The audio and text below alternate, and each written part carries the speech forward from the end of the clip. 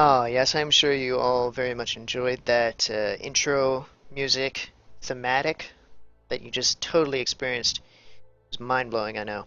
But here I am with my favorite Vitruvian deck on the right. Of course it's Sajj. It has to be Sajj. That blue hair, that white face. Not to get particular about the color of skin, because pretty sure this isn't skin. Now that I think about it. No, let's not go there. So, this is a special game. This is a game that is very near and dear to my heart in my history of Sajj games, because the only kind of Sajj deck I really play right now has two spine cleavers. I wish I had a third. I think I'd put it in here, you know? I think I would. It's just an expensive card. Maybe I would only run two. But Spine Cleaver, Wildfire Ankh. You see where it's going. I know you love it. If you don't love it, then are you okay? I'm here if you want to talk. Because there's something wrong with you if you don't love the Spine Cleaver, Wildfire Ankh. And I'm not afraid of Deotis. I just want to make sure I get like some value out of a Spine Cleaver. I definitely replace one of them. You don't need two Spine Cleavers in your hand, ladies and gentlemen. You need one. But always one. So, like, you want to draw the one you replaced as soon as you put the first one on. That's at least my logic. Come on, we're living, or playing at least. Some of us might be artificial intelligence or just dogs, but we're playing in a time where there's so many battle pets, so many tiny little minions running around, right? Spine Cleaver is your friend. He's your pal. He gives you the +1 attack. Boom. Ooze. Dead. You know? What else dies to this? Everything when you're Sajj. Okay. So, I play some creature to block the 5/3? I'm not even sure. I probably played a Spelljammer to my bottom left. But if I don't, then I'm a big dummy. Ah, yes, I played it at the bottom left. I Science First Wish it so that it has the power to trade with Deotas. And then I hit the Zirix 2, just eager in anticipation to play Spine Cleaver on my next turn and get some value out of this dude I've been pinging for 2 damage 2 turns in a row now. And oh gosh, just realized. Better. That's better. On this channel, we don't show our opponents' names, because we make fun of them. No, that's not right. Don't listen to whoever said that. The mumbling is part of the deal. If you watch my videos, I'm gonna just ramble on and on, especially when I'm tired and sleep deprived, as I am. But that's also my choice, so there's no excuse there. So what happens here? I totally forget. This isn't even that old a video. But something funny, I think. I think something funny. I gotta just equip this and hit that, right? Must be. If that doesn't happen, then I don't know. I must play Ray as well, because I know I want to dispel this. Or even the Tombstone. Dispelling the Tombstone wouldn't be too bad.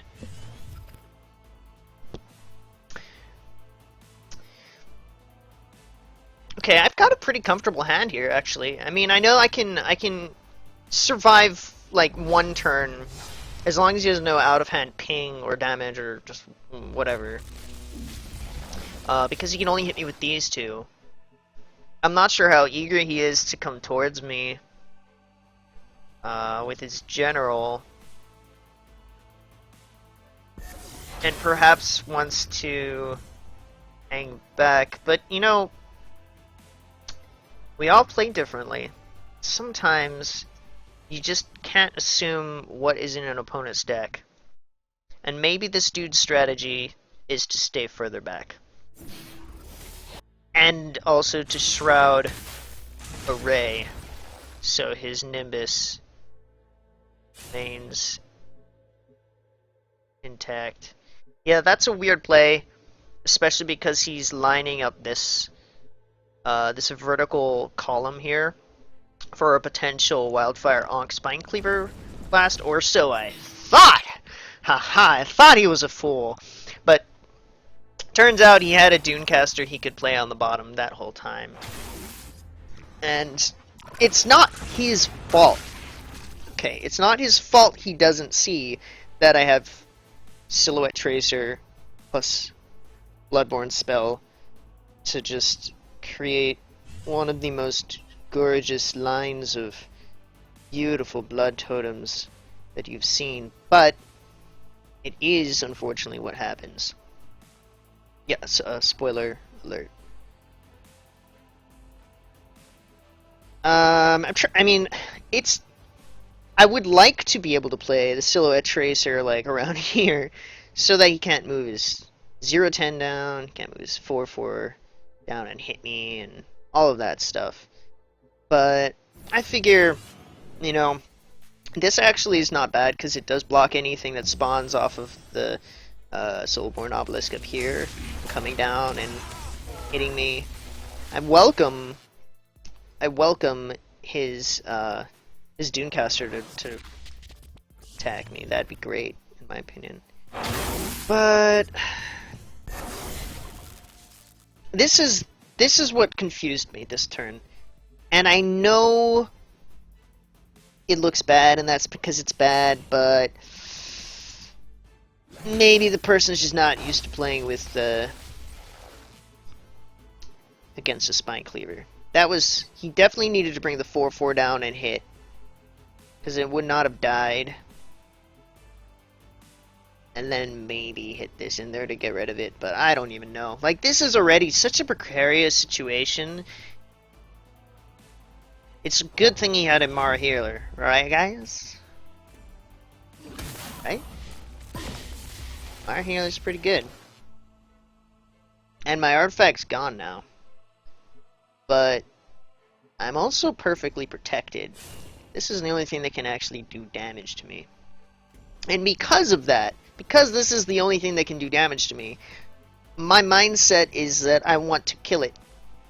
And that I don't care about a 10-point life swing with this kind of ridiculousness. I mean, there's nothing that can hit my 3-7, right?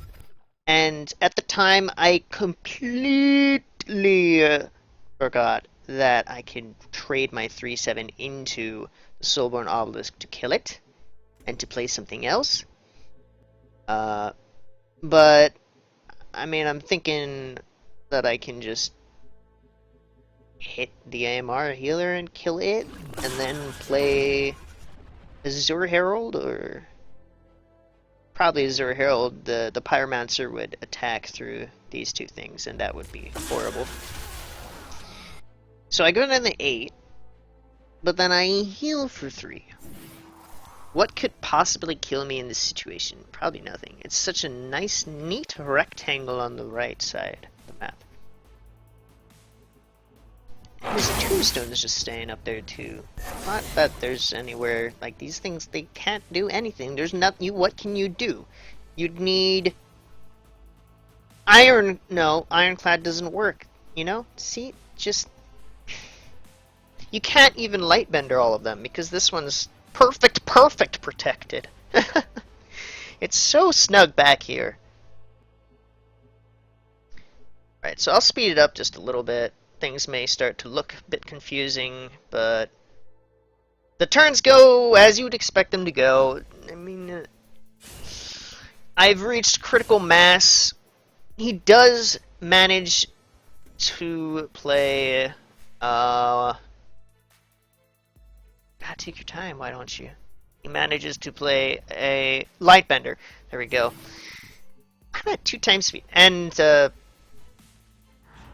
unfortunate, but I've still got 1, 2, 3 blood totems totally intact over here, and that means 1 total turn and a half of, right?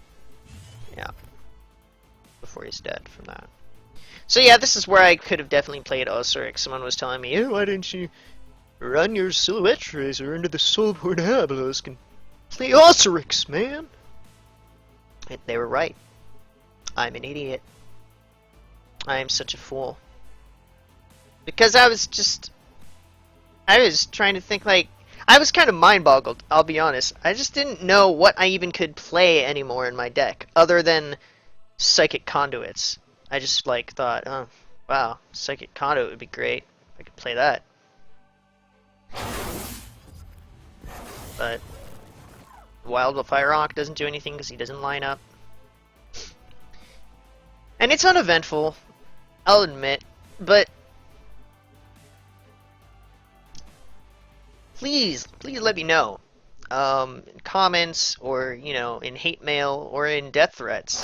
If you've ever had this kind of situation happen to you where you were perfect protected by Bloodfire totems, or even just perfect protected in any situation by, like, opponents' walls somehow. Because, yes, they allowed for it, but also I feel like it's a mistake that many players could make, you know? You know? Sajj is awesome, that combo is fun, and I'll see you next time.